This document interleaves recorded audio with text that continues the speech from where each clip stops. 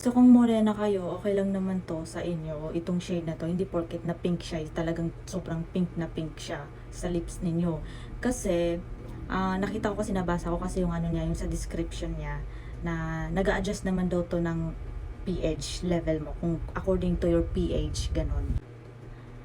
Then, at yun na napansin ko guys, dahil nga ano ako guys, maputi talaga ako, fair skin ako. So napansin ko, ganito yung nagiging kulay ng lip serum na to. Nag-a-adjust talaga siya sa kung anong kulay ng iyong lips. Yan. Hindi siya sobrang pink na pink. Talagang nag-a-adjust siya. Ganon. Ito yung panlaban ko sa crack lips. So, minsan kasi nagda-dry yung lips ko. Lalo na pag dehydrated tayo.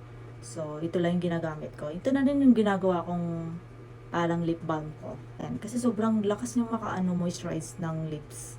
Ayun o, hindi nahalata yung crack lips ko. 'Di ba? Parang na-moisturize na niya eh. Kaya sobrang love na love ko to. Itong si Magic Potion. Sana hindi sila magbago ng formula.